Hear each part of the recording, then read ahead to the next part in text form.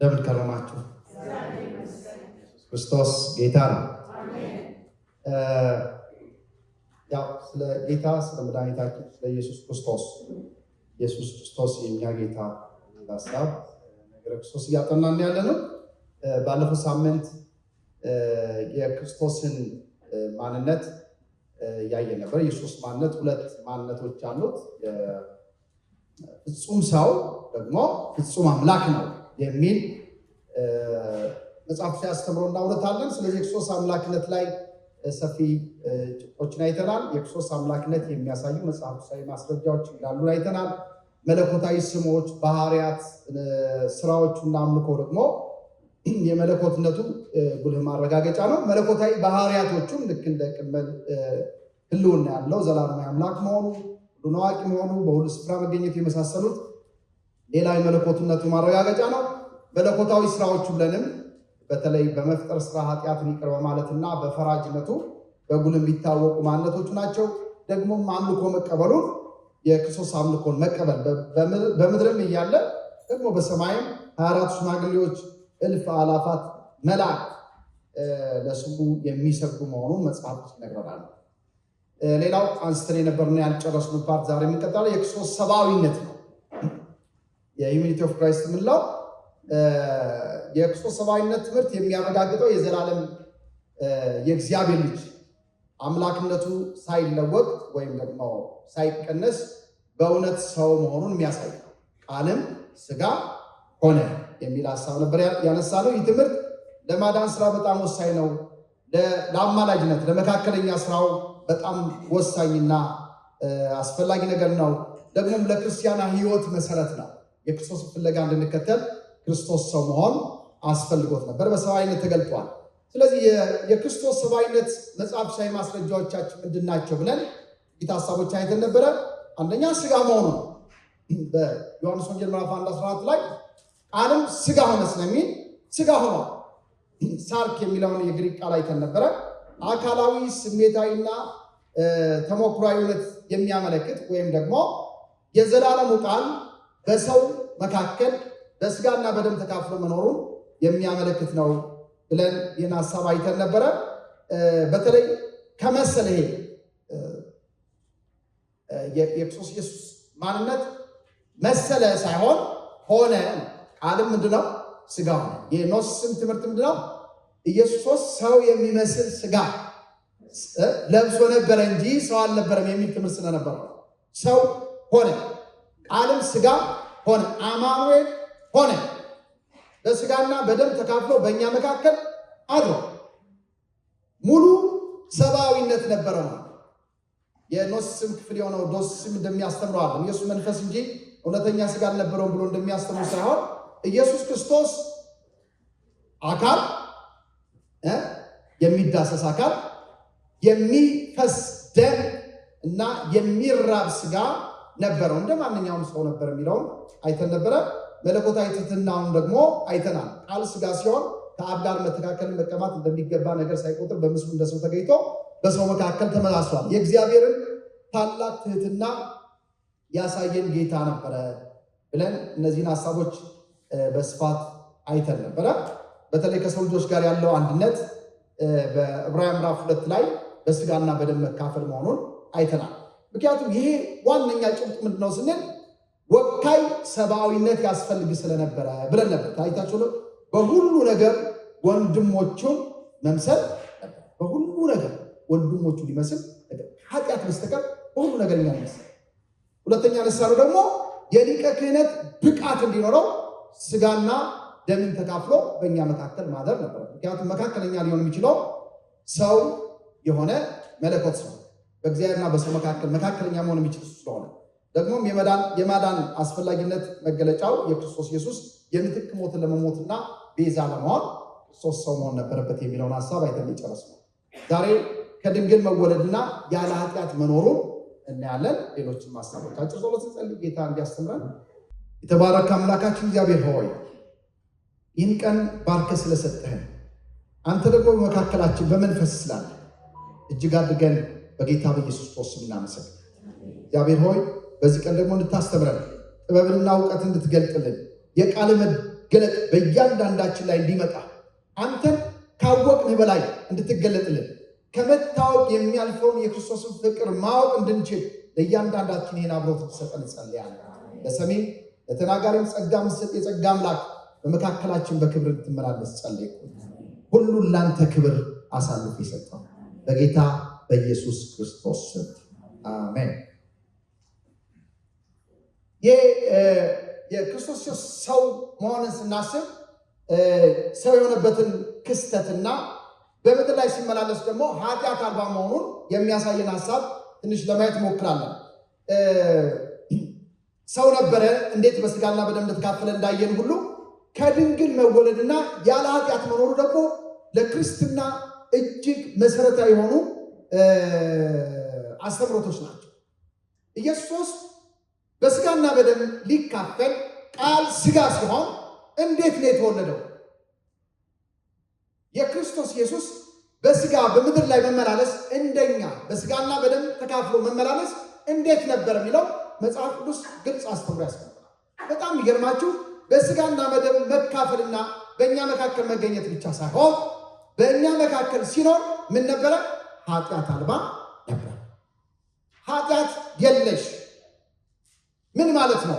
ሁለቱንም በተናጥል ለማየት ሞክር። የመጀመሪያው ከድንግል ስለመወለድ እናንሳ። ቨርጂን በርዝ የሚባል ኢየሱስ ከመንፈስ ቅዱስ ተጸንሶ ከድንግል ማርያም መወለዱን መጽሐፍ ያበስረናል። ማቴዎስ ምዕራፍ 1 ቁጥር 18 እስከ 25 ላይ እንዲሁም ሉቃስ ምዕራፍ 1 34 እስከ 35 ያሉትን ክፍሎች ስትመለከቱ ማቴዎስ 1 እና ሉቃስ 1 የጌታ የኢየሱስ ክርስቶስን ከድንግል ማርያም መወለድ በደንብ ይነግረናል። ይህን ስናስብ ሁለት ነገሮች አሉ። አንደኛው ሙሉ ሰብአዊነት ነበር። ከሴት ተወልዶ ወደ ሰው ዘር የተቀላቀለው ሙሉ ሰብአዊነት ይዞ ነው ማለት ነው። ገላትያ ምዕራፍ 4 ቁጥር 4 ላይ ዘመኑ በደረሰ ጊዜ ከሴት የተወለደው ልጁ ወደ እኛ ወደ ምድር እንደላከው መጽሐፍ ነው።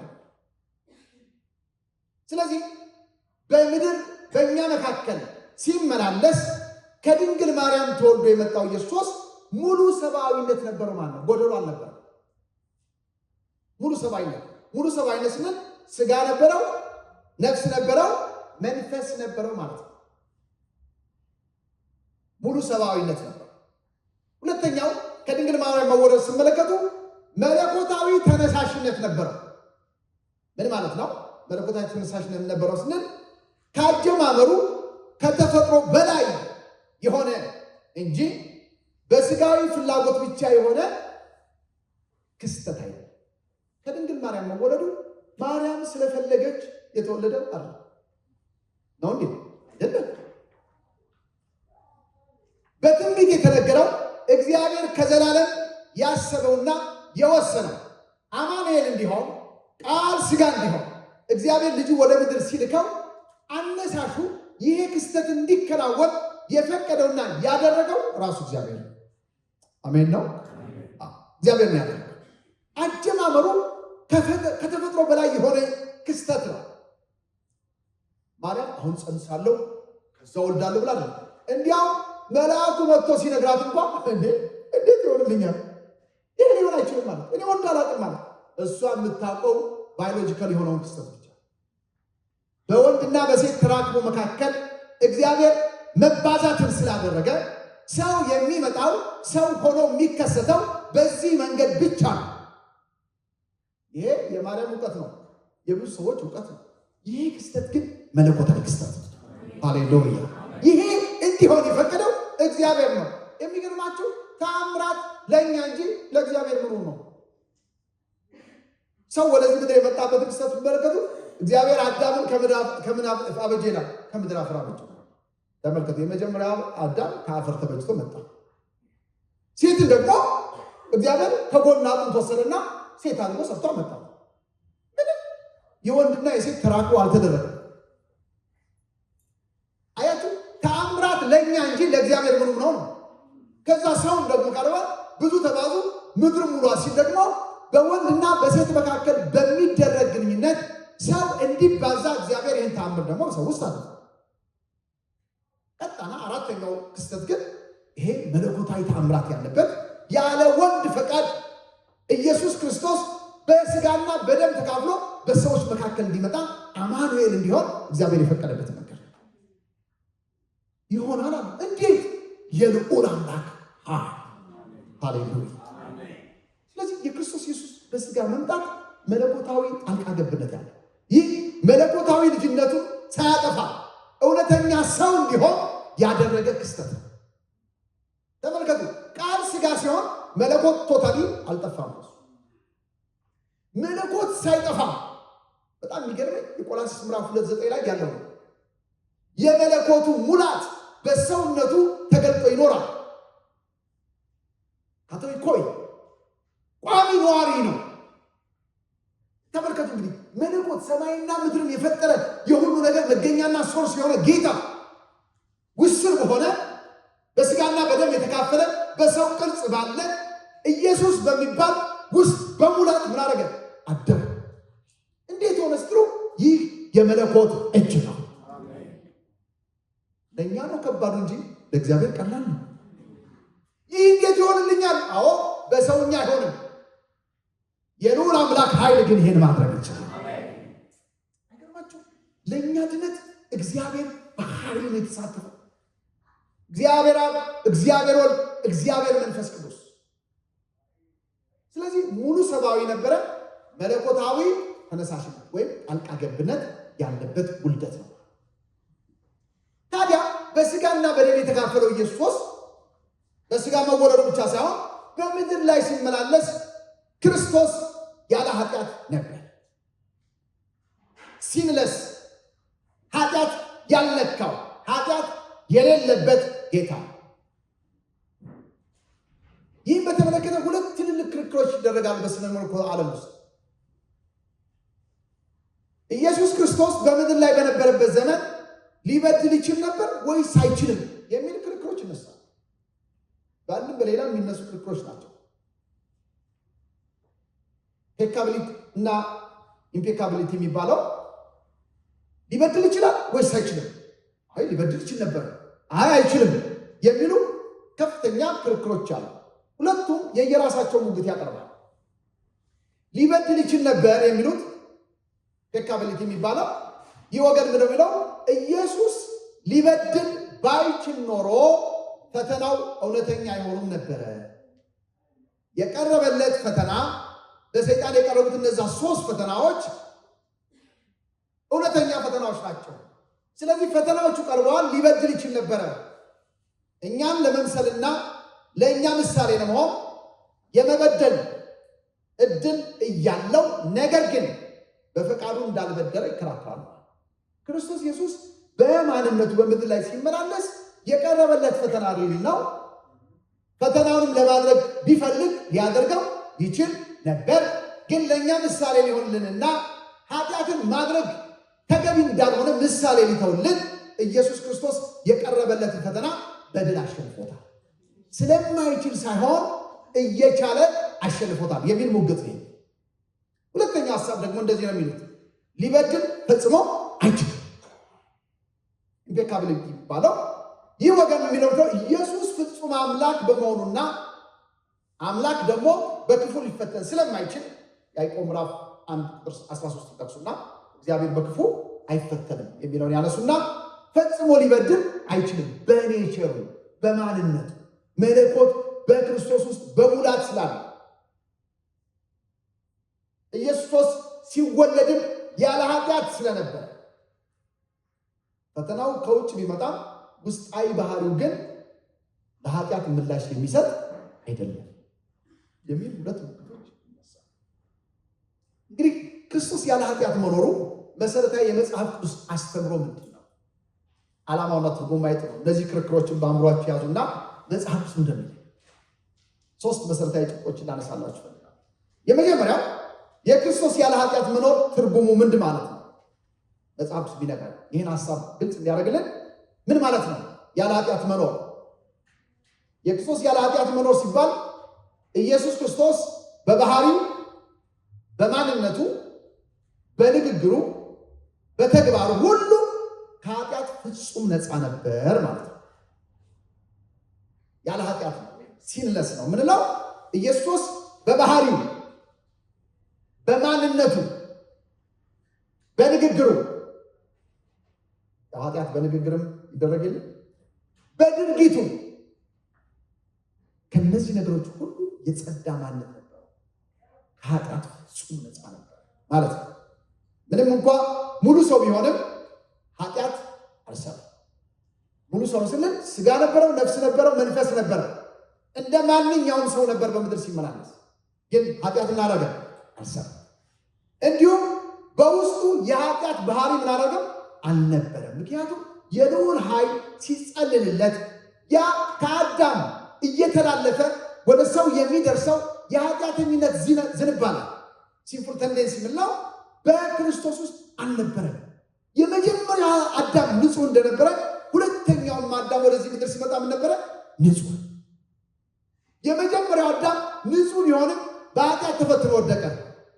ሁለተኛው አዳም ከኃጢአት ንጹህ ሆኖ መጣ። የቀረበለትን ኃጢአት በማሸነፍ ንጹህ ነበር። ስለዚህ ምንም እንኳን እንደ ማንኛውም ሰው ሙሉ ሰው ቢሆንም በውስጡ የኃጢአት ባህሪ አለ። እዚህ ላይ የዕብራውያን ጸሐፊ እንደዚህ የሚለን 4:15 ላይ በነገር ሁሉ እንደኛ የተፈተነ ነው፣ ነገር ግን ኃጢአት የሌለበት። አዲስ ትርጉም ያኛው ደግሞ ከኃጢአት በቀር በነገር ሁሉ እንደኛ የተፈተነ። አንደኛ ጴጥሮስ ምዕራፍ 2:22 ላይ ደግሞ እንደዚህ ይላል፣ እርሱ ኃጢአትን አላደረገም፣ ተንኮልም በአፉ አልተገኘም። ቅድም ያልኳቸው ነው። ኃጢአት አልባ ማለት በባህሪ በማንነት በንግግርና በድርጊት ከኃጢአት መሆን ነው፣ ነፃ መሆን ነው። ሁለተኛ ቆሮንቶስ ምዕራፍ 5:21 ላይ ደግሞ እንደዚህ ይላል፣ ኃጢአት ያላወቀውን ልጁን። ስለዚህ ኢየሱስ በምድር ላይ በተመላለሰበት ዘመን ሁሉ ከኃጢአት ነፃ ነው፣ ኃጢአት ያላወቀው ልጁ። ስለዚህ የመጀመሪያው ነገር ስናሳ ኃጢአት አልባ ማለት በባህሪ በተግባር በንግግር ደግሞ በማንነት ክርስቶስ ከኃጢአት የጸዳ ማለት ነው።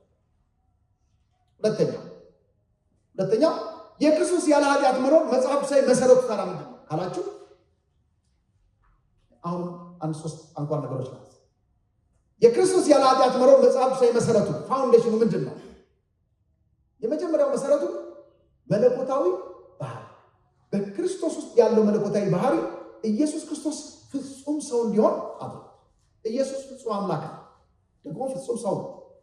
እግዚአብሔር ደግሞ ቅዱስና ያለ ኃጢአት ስለሆነ የክርስቶስ መለኮታዊ ባህሪ ለስነ ምግባር ፍጹምናው ዋስትና እንደነበረ ዮሐንስ 1:1 በመጀመሪያ ቃል ነበረ፣ ቃልም በእግዚአብሔር ዘንድ ነበረ፣ ቃልም ምንድን ነው ይላል? እግዚአብሔር። ያ እግዚአብሔር የሆነው ነው ቃል ሥጋ ሆነ። ስለዚህ መለኮታዊ ባህሪው ከኃጢአት ምንድን ነው? ንጹህ። ሁለተኛው ከድንግል መወለድ ነው። ከድንግል መወለድ ነው። ክርስቶስ በመንፈስ ቅዱስ ግብር ተጸነሰ። ከድንግል ሲወለድ ደግሞ እንግዲህ አስቡ፣ መለኮታዊ ባህሪው በማንነቱ ምንድን ነው? ንጹህ ነው። ስለዚህ ኃጢአት አልሰራም። ሥጋው ደግሞ ከድንግል የተወለደው ማንነት ቅድም ነው ተቀስነ ሞከት ሉቃስ 1:35 ላይ ወንድ ስለማላውቅ ይህ እንዴት ይሆንልኛል ስትል የልዑል ኃይል በአንቺ ላይ ይመጣል፣ ይጸልልልሻል፣ ከአንቺ የሚወለደው የልዑል የእግዚአብሔር ልጅ ይባላል።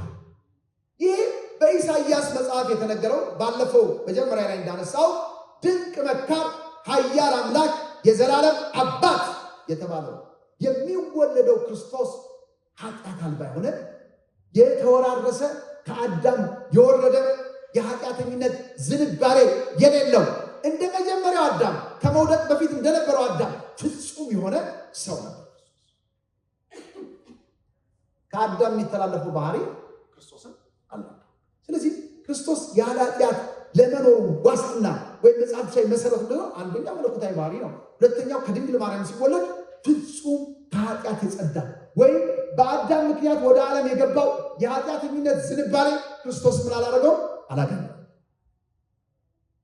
ሶስተኛው ታዛዥነት። መለኮታዊ ባህሪ ፍጹም ነው። ከኃጢአት በጸዳ ማንነት ወደ ምድር መጥቷል። ደግሞ ታዛዥ ከተቀበለው መከራ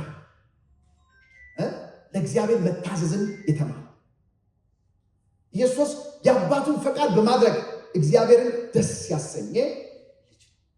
ስለዚህ ፍጹም ታዛዥ ነው። ፊልጵስዩስ ምዕራፍ 2:8 ቢነግረን ይሄ ኢየሱስ ለአባቱ ፈቃድ ፍጹም ታዛዥ ሆኖ የራሱን ፈቃድ ሳይሆን የእግዚአብሔርን ፈቃድ በማድረግ በዚህ ምድር ላይ ተመላሽ። ስለዚህ ታዛዥነቱ የክርስቶስን ኃጢአት አልባ መሆኑን ወይ ንጹህ መሆኑን ያረጋግጣል። ምክንያቱም ሰይጣን ያን ሁሉ ፈተና ሲያቀርብለት ያሸነፈው ለእግዚአብሔር በመታዘዝ ለእግዚአብሔር ፈቃድ በመገዛት ለቃሉ በመኖር ክርስቶስ ከኃጢአት የጸዳ ማንነት ያለው። ለዚህ ነው ኢየሱስ ሙሉ ሰው ቢሆንም ኃጢአት ምን ነበረ? ነፃ ብሎ የሚነግረን ዕብራውያን 4:15 የሚነግረን ይሄ ዕብራውያን 4:15 ሁለተኛ ቆሮንቶስ 5:4-15 እንደዚህ ነው የሚለው ከኃጢአት በቀር በነገር ሁሉ እንደኛ የተፈተነ ነው እንጂ በድካማችን ሊራራልን የማይችል ሊቀ ካህናት የለም። ክርስቶስ የታመነና የሚራራ ሊቀ ካህን እንዲሆን ያስቻለው ከኃጢአት በቀር በነገር ሁሉ እንደኛ የተፈተነ ነው። ተርቧል፣ ተጠምቷል፣ ታርዟል። ኃጢአትም ቀርቦለት ኃጢአትም አድርጓል፣ አሸንፏል። በኃጢአት የሚመጣውን ውርደት ሰዎች በዚያ ምክንያት ከእግዚአብሔር ጋር የሚመጣባቸውን ጥል ክርስቶስ አንደርስታንድ ያደርጋል። ሩቅ አይደለም። መጥቶ በፈተናው በውድቀት የሚመጣውን የእግዚአብሔርን ፍርድ በደንብ የሚያውቅ የሚራራ ሊቀ ካህን። ለዚህ ነው እኮ ኃጢአት ያላወቀውን ልጁ ብሎ ሁለተኛ ቆሮንቶስ ምዕራፍ 5:1 ላይ።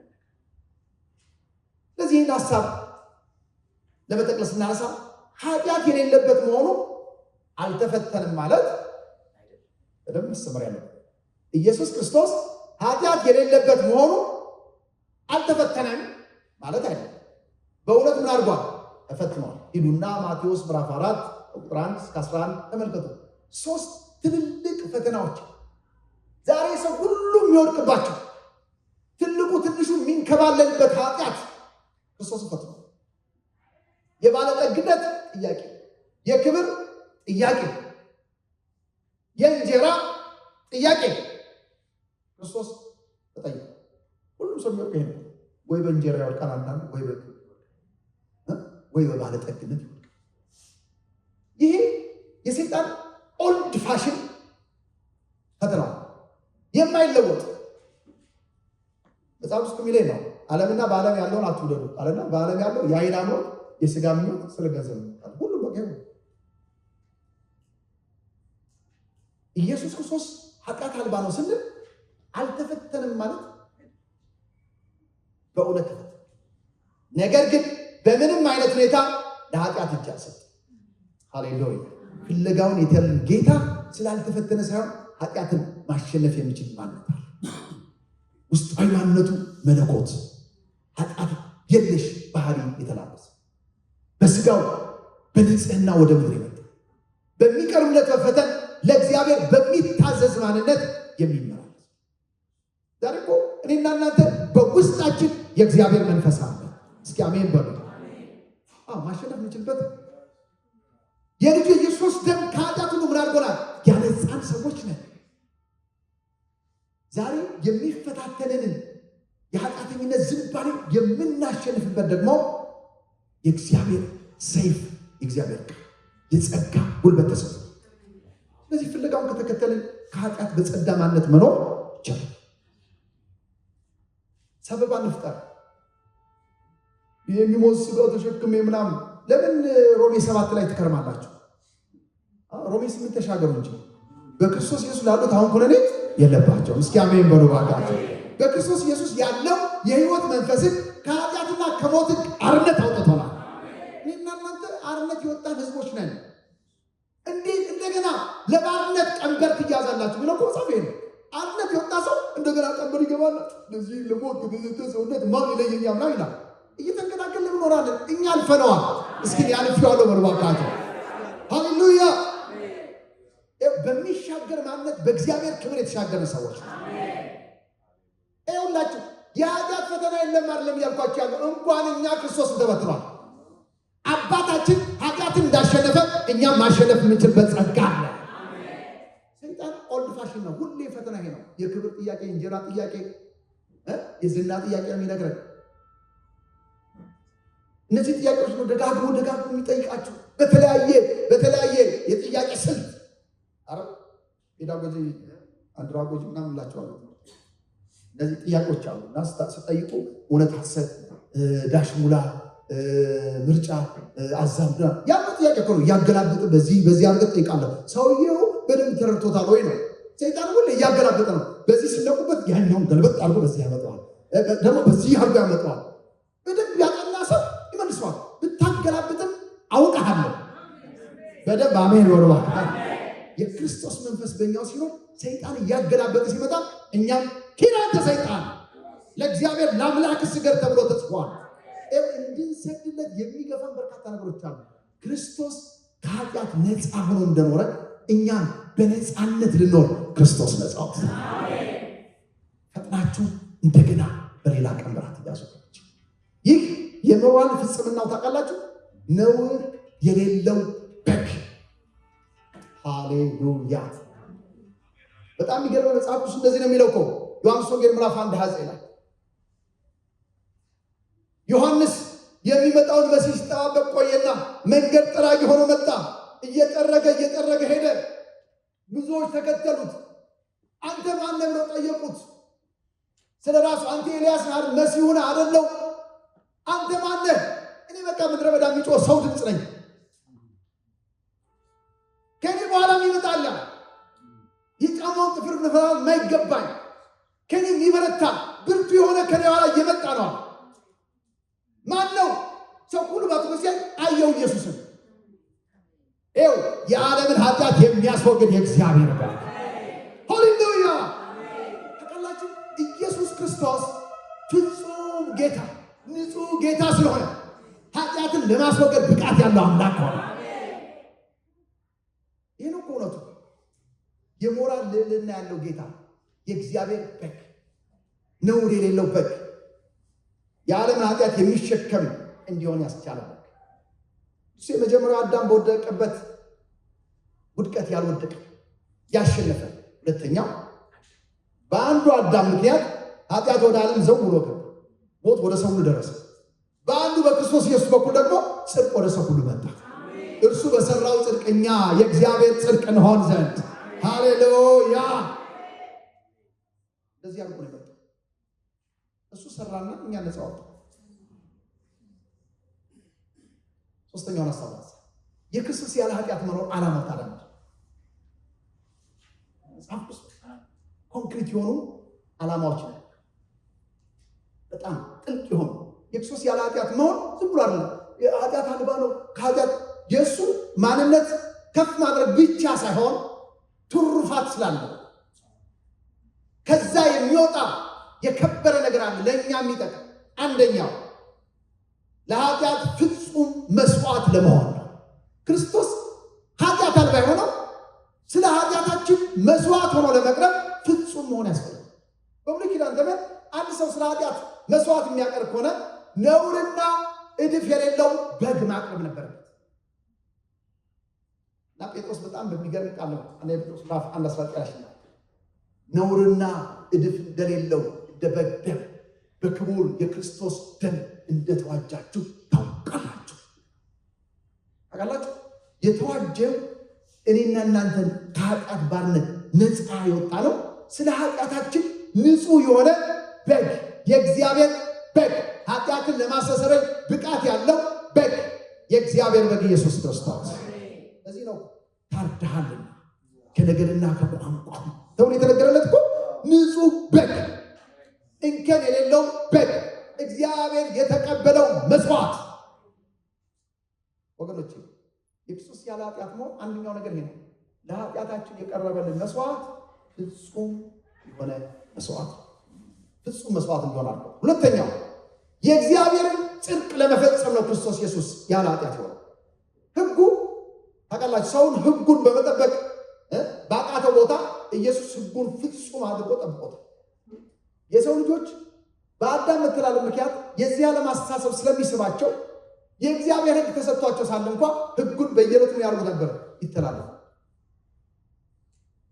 እርሱ አዳም በወደቀበት መሸነፍ ሳይሸነፍ ሁለተኛው አዳም ኢየሱስ ጽድቅን ፈጸመና እኔና እናንተ ከኃጢአት ፍርድ ነፃ ወጣ። ሮሜ 5:19 ላይ እንደዚህ ነው፣ በአንዱ ሰው አለመታዘዝ ብዙዎች ኃጢአተኞች እንደሆኑ እንዲሁ ደግሞ በአንዱ መታዘዝ ብዙዎች ጻድቃን ይሆናሉ። እኔና እናንተ እኮ አሁን በእግዚአብሔር ዓይን ስታዩ እንደው ተቀላችሁ ጻድቃኖች ነው። ሰርታችሁ ተሰርቶላችሁ ስለኔና ስለእናንተ መስዋዕት የሆነው ኃጢአት አልባ የሆነው ኢየሱስ በአንዱ በአዳም አለመታዘዝ ምክንያት ኃጢአት ወደ ሰው ሁሉ እንደደረሰና ሰውን በቀንበር ስር እንዲኖር እንዳደረገው በአንዱ በክርስቶስ መታዘዝ ጽድቅ ወደ ሰው ሁሉ ደረሰና ሰዎች በአንዱ መታዘዝ ምን ሆኑ? ጻድቃን።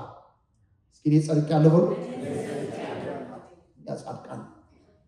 ሶስተኛው የክርስቶስ ኢየሱስ ያለ ኃጢአት መኖር ዓላማው የእግዚአብሔርን ፍጹም ማንነት ለመግለጽ። እግዚአብሔር በባህሪው ኃጢአትን የሚጠላ ከኃጢአት የራቀ ንጹሕ አምላክ። ለዚህ ነው ክርስቶስ ሲናገር እኔን ያየ አብን ምን አድርጓል? አይቷል። የአብ ምሳሌ እንዲሆን ኢየሱስ ክርስቶስ በምድር ላይ በተመላለሰበት ዛ ፍጹም ንጹሕ ጌታ ነው። ዮሐንስ 4:9 የሚነግረን ይሄ የእርሱ ያለ ኃጢአት መኖር የእግዚአብሔርን ቅድስና፣ ጽድቅ፣ እውነት ጉልሃል። እኔ ሕይወት፣ እውነት፣ መንገድ። የእግዚአብሔር ጽድቅ የተገለጠውን በክርስቶስ ኢየሱስ በኩል ነው። የእግዚአብሔር ፍቅር፣ የእግዚአብሔር ፍትህ፣ የእግዚአብሔር እውነት የተገለጠ በክርስቶስ ኢየሱስ። አራተኛው ክርስቶስ ኢየሱስ ፍጹም ሰው ወይ ደግሞ ኃጢአት አልባ የሆነበት ምክንያት ፍጹም ሊቀ ካህናታችን ነው። ምክንያቱም ሊቀ ካህን ንጹሕ መሆን አለበት። ቢያንስ ሞት የሚከለክላቸው እነዛ ካህናት ቅድም እንደዘመር ነው ወደ ቅድስተ ቅዱሳኑ ለመግባት ምን ያደርጉ ነበረ? መስዋዕት ያፈሱና ስለ ራሳቸውና ስለ ሕዝቡ ኃጢአት እየተናዘዙ ደም እየረጩ ወደ መቅደስ ይገባል። መስዋዕት አቅርቦ ካለጻ በስተቀር ወደ ቅድስተ ቅዱሳኑ መግባት አንድ ጊዜ ራሱ መስዋዕት በማቅረብ ወደ ውስጥ ይዞን የገባው ጌታ ፍጹም ሊቀ ካህናችን እንዲሆን ያስቻለው ኃጢአት አልባ ነው። ለዚህ ነው የዕብራውያን ጸሐፊ እንደዚህ ይለናል፣ ቅዱስና ያለ ተንኮል ነውርም የሌለበት ከኃጢአተኞችም የተለየ ከሰማያትም ከፍ ያለ እንደዚህ ያለ ሊቀ ካህናት ያስፈልገናል። ሃሌሉያ! አይገርማችሁ? ቅዱስና ያለ ተንኮል ሲቆረጡ ቁጠሩ። ቅዱስ ከዛስ ያለ ተንኮል ከዛስ ነውር የሌለበት ከዛስ ከኃጢአተኞች የተለየ ከዛስ ከሰማያት ከፍ ከፍ ያለ እንደዚህ ያለ ሊቀ ካህን ያስፈልገናል። እስኪ እልልታ ስጡ ተባካቸው። ሃሌሉያ! እንደዚህ አይነት ሊቀ ካህን ያለን ኃጢአት አልባ መሆኑ በእግዚአብሔርና በእኛ መካከል ለመግባት የሚያስችለው የሊቀ ክህነት ስልጣን ያለ ኃጢአት መኖሩ በቅድስና በእግዚአብሔር ፊት እንዲቆም ሲያደርገው መፈተኑ ደግሞ እኛን የእኛን ድካም እንዲረዳና እንዲራራልን። ለዚህ ነው ዕብራውያን 7:26 ያነበብኩላችሁ ላይ ሊራራልን የሚችል እንዲህ አይነት ሊቀ ካህን እንዲህ አይነት በጣም አይነቱን ነው የገለጠልን እኮ ሊቀ ካህናችንን ሲገልጠው ቅዱስ ነው። ሊቀ ካህናችን ሲገልጠው ያለ ነውር ነው። ሊቀ ካህናችን ሲገልጠው ከኃጢአተኞች የተለየ ነው እኮ ደግሞ ከሰማያት ከፍ ከፍ እግዚአብሔር ያለ ቅጥ ከፍ ያለ ገና ሊቀ ካህን ኃጢአት አልባ። አምስተኛው ለአማኞች አርአያ ለመሆን ኃጢአት አልባ ነው። እኛም ኃጢአት አልባዎች ከኃጢአት በተለየ ማንነት እንድንኖር ጻፈው። የክርስቶስ ሕይወት ለአኗኗርና ለክርስትና መለኪያችን ስታንዳርዳችን። ክርስትና የምንለካው ጎረቤታችን ባለው ሰው አለ፣ በፓስተራችን፣ በወንጌላችን፣ በሽማግሌያችን፣ በዲያቆናችን ወይም በጎረቤት በአባት አለ። ክርስትና የሚለካው በክርስቶስ። አሜን በሉ። ክርስትና መልካት ያለብን በክርስቶስ። እሱ ነው ስታንዳርዳችን። እሱ ምንድነው ካላችሁ ኃጢአትን የተጸየፈ በመታዘዝ ለእግዚአብሔር ሞዴል የጽድቅን የክርስትናን ሞዴል ያሳያል። ያለ ሊቀ ካህን በአንደኛ ጴጥሮስ ምዕራፍ 2 21 22 ላይ እንደዚህ ነው የተጠራችሁለት ለዚህ ነውና የተጠራችሁለት ለዚህ ነው። ክርስቶስ ደግሞ ፍለጋውን እንድትከተሉ ምሳሌ ትቶላችሁ ስለእናንተ መከራ ተቀብሏል። ዝቅና እንደዚህ እርሱም ኃጢአት አደረገ ተንኮልም ባፉ እጹብ ምሳሌ ተወልን ቢሉ ስትመላለሱ ኃጢአትን አታድርጉ ማለት ነው። ስትመላለሱ ተንኮልን አታድርጉ ማለት ነው። ስትመላለሱ በአፋችሁ ተንኮል አይገኝ ማለት ነው። ወዴላችሁ እሱ እኔና እናንተ ልንከተል የሚገባ ስለዚህ ለአማኞች ያለው ተግባራዊ ትርጉም ምንድን ነው ካላችሁ ይሄኛው ፕራክቲካል የምታደርጉት በደህንነት ላይ መተማመን ይሰጣል። ክርስቶስ ኢየሱስ ኃጢአት አልባ መሆን በደህንነታችን ላይ መተማመን ይሰጣል። ምክንያቱም ደህንነታችን የተመሰረተው ፍጹም አዳኝ በሆነው በኢየሱስ ክርስቶስ። ለአማኞች ያለው ተግባራዊ ትርጉም ነው በደህንነታችን ላይ መተማመን ይሰጣል። አሜን አይደል? የሆነ እኮ አንዳንድ ጊዜ ታውቃላችሁ ወፈር ያለው ምናምን ወዳጅ ወይም ቤተሰብ ሲኖረን እንበቃለን። አታውቅም እንትና ልጅ ወይ ምናምን የሆነ ይጠራና ለመመካት ሞክራል። ልክ እኮ ነው። እንዲመካ ያደረገው ምንድን ነው ካላችሁ ፈርጠም ያለ የበረታ አቅም ያለው ሊያስጥል የሚችል የሆነ ስላለው እንደ ከለላ ይጠራዋል። ያው ጊዜ ቢከልለው ማለት ነው። ስለ ክርስቶስ ታነሱ ግን ደህንነታችሁ አስተማማኝ ቦታ ላይ ይወድቃል። አሜን ወሮ ባካችሁ አትፍሩ። የኔና የእናንተ ደህንነት ሰው ላይ አልተንጠለጠለም፣ መልአክ ላይ አልተንጠለጠለም። የኔና የእናንተ ደህንነት የእናንተ ጽድቅ ላይ አልተንጠለጠለም። የኔና የእናንተ ደህንነት የቆመው ክርስቶስ ላይ ነው። ሃሌሉያ! ክርስቶስ የደህንነታችን መሰረት ነው። ለዚህ ነው አንፈራም፣ አስተማማኞች። እድን ይሆን አልድን ይሆን ብዬ እኔ አልቀረን የምን አገባኝ። እኔ የዳንኩት ተፈርቶልኝ እንጂ ሰርቼ አይደለም። እኔ የዳንኩት በተሰራ በተፈጸመ ደህንነት ውስጥ በእምነት ገብቼ ነው። የደህንነቴ ዋስትና የመዳን ቀንዴ ኢየሱስ ነው። ሃሌሉያ! የመዳን ቀንዳችን ክርስቶስ ነው ወገኖች። ሁለተኛው ተግባራዊ እንድምታው እንደው ካላችሁ የይቅርታ እርግጠኝነትን ያሳያል። የእርሱ መስዋዕትነት ሙሉና በቂ ነው። ስለዚህ ከእግዚአብሔር ዘንድ ምን አግኝተናል? ይቅርታ አግኝተናል። ጌታ ይቅር ብሎኝ ይሆን? ለምን ትጨናነቃላችሁ? አንዳንድ ክርስቲያን እኮ ነው ጾም ጸሎት እያበዛ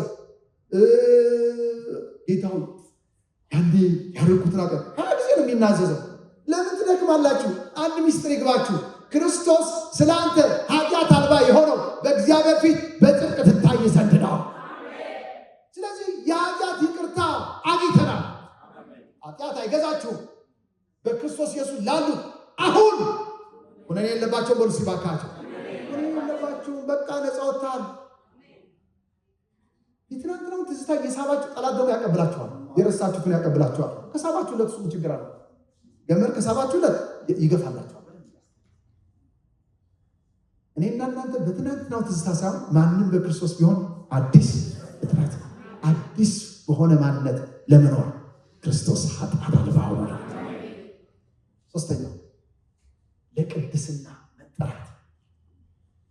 ይህ ተግባራዊ ጉዳይ ነው። የእርሱ ማንነት እንድንመስል የተጠራን ሰዎች ነው። እርሱ ንጹሕ እንደሆነ ንጹሐን፣ ክርስቶስ ንጹሕ እንደሆነ ቅዱስ እንደሆነ ቅዱሳን እንድንሆን ይህ እንድንለማመደው መጽሐፍ። ሌላኛው አምልኮና ምስጋና። የእርሱ ፍጹም ታዛዥነት የእኛን ሙሉ አምልኮ ታውቃላችሁ ያስፈልገዋል፣ ይገባል። እሱ ኃጢአታችን ሁሉ በደሙ ስላጠበ እኛ ደግሞ ባልተከለከለ ማንነት እርሱ እንድናመልከው ይገባል። የራእይ ጸሐፊ የሚነግረን እኮ ነው። ምዕራፍ 1 ራእይ ምዕራፍ 1 እናውጣና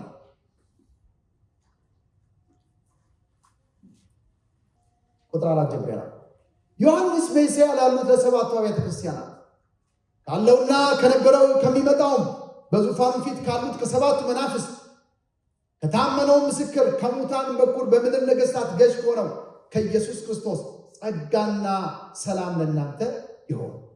ለወደደን ከኃጢአታችንም በደሙ ላጠበን መንግሥትም ለአምላኩና ለአባቱ ካህናት እንድንሆን ላደረገን ለእርሱ ከዘላለም እስከ ዘላለም ድረስ ክብርና ኃይል ይሁን አሜን። እስኪ ክብርና ኃይል ይሁን እንላለን። ለእርሱ ከዘላለም እስከ ለዘላለም ክብርና ኃይል ይሁን።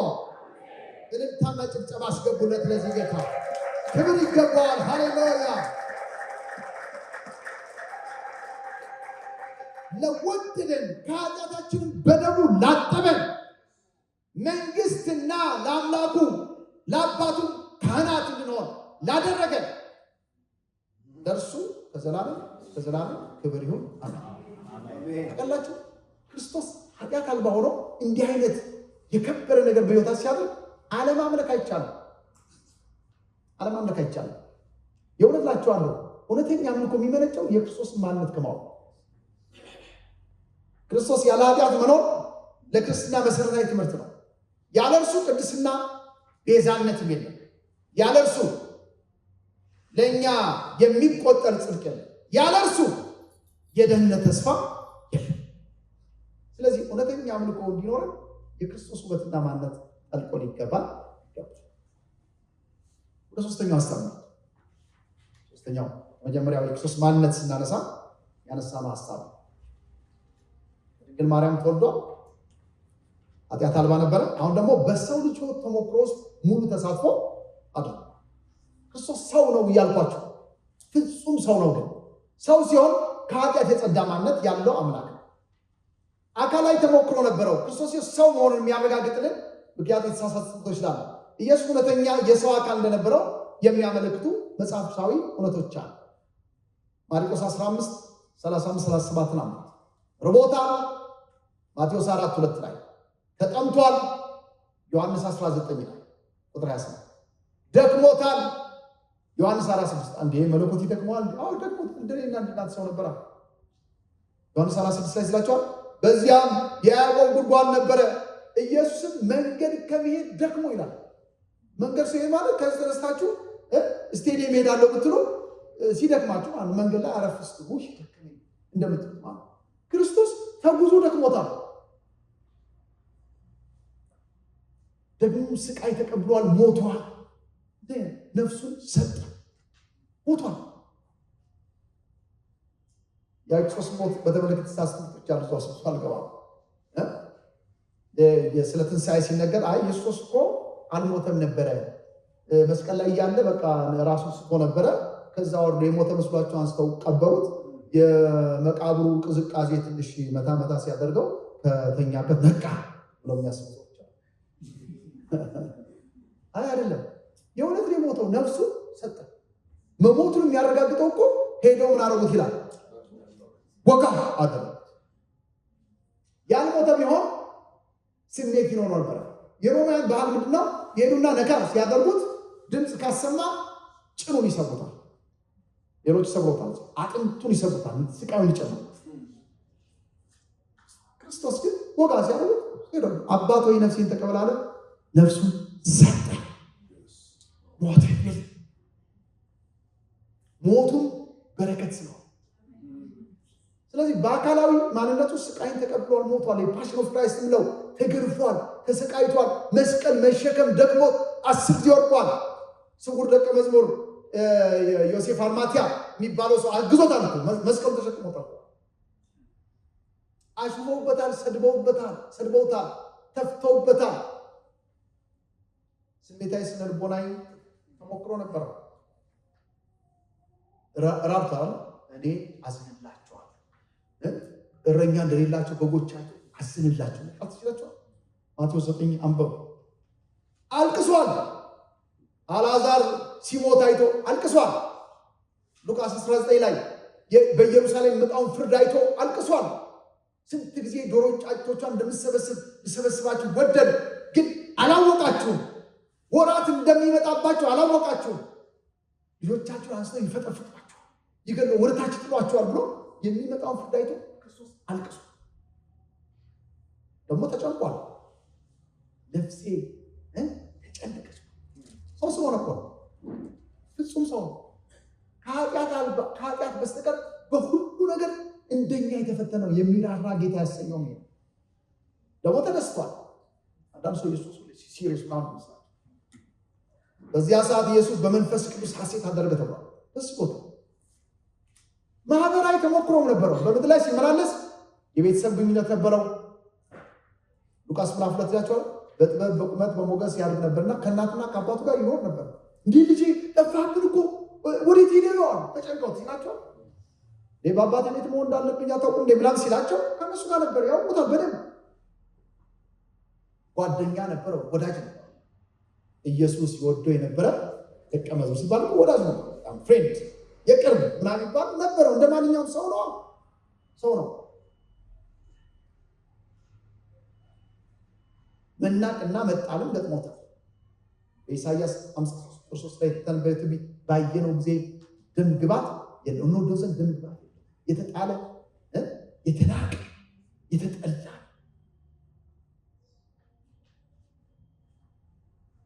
የእርሱ ወደ ሆነው መጣ፣ የገዛ ወገኖቹ ምን አላሉት የሚለው እንደዛው ተቀበሉት። ዮሐንስ ወንጌል እንደሚነግረን ምዕራፍ 1 ተጠልቷል፣ ተገፍቷል። በባህልና በሃይማኖታዊ ስርዓቶች መካከል ክርስቶስ ኢየሱስ በምኩራብ ማስተማር ሕግን መፈጸም አድርጓል። ይሄ ማህበራዊ ግንኙነት ነበረ። ሲላችሁ ሆነ ኢየሱስ በምድር በነበረበት ቆይታ አይሁዳዊ እንደመሆኑ ወጠን በዘመኑ የነበሩትን ባህላዊና ሃይማኖታዊ ስርዓቶች ፈጽሟል።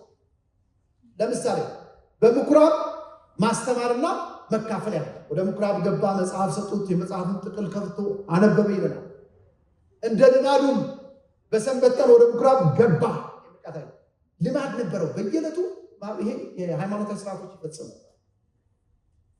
ሃይማኖታዊ በዓላትን ያከብር ነበረ ኢየሱስ። ለምሳሌ የፋሲካ በዓልን አክብሯል። ሉቃስ ምዕራፍ 2 ላይ ወላጆቹም በየዓመቱ በፋሲካ በዓል ወደ ኢየሩሳሌም ሄዱ ነበረ። የ12 ዓመት ልጅ በሆነ ጊዜ እንደ በዓሉ ስርዓት ወደ ኢየሩሳሌም ወጡ ይላል። እሱ ወጥቷል። በዳስ በዓል ጊዜ ክርስቶስ ተሳትፏል። ዮሐንስ ወንጌል ምዕራፍ 7 ቁጥር 2 ላይ ቁጥር 10 ላይ የአይሁድ የዳስ በዓል ቀርቦ ነበረ። ወንድሞቹ ግን ወደ በዓል ከመጡ በኋላ በዚያም ጊዜ እሱ ደግሞ ወጣ ይላል። ወንድሞቹ ጋር ወጥቶ የመቅደስ መታደስ በዓል ላይ ክርስቶስ ተካፍሏል። ዮሐንስ ወንጌል ምዕራፍ 22 ላይ በኢየሩሳሌም የመቅደስ መታደስ በዓል ሆነ። ክረምትም ነበረ። ኢየሱስ በመቅደስ በሰለሞን ደጅ መመላለሻ ይመላለስ ነበር ይላል። ስለዚህ ክርስቶስ ሰው ነው፣ ሪል ሰው ነው። የመለኮት ሙላት በሰውነቱ ሲኖር መለኮት እንደሆነ ሁሉ በስጋ በምድር ላይ ሲመላለስ ደግሞ እንደ ማንኛውም ሰው ነው የተመላለሰው። ከማህበረሰብ ተነጥሎ የሆነ ጫካ ውስጥ የነበረ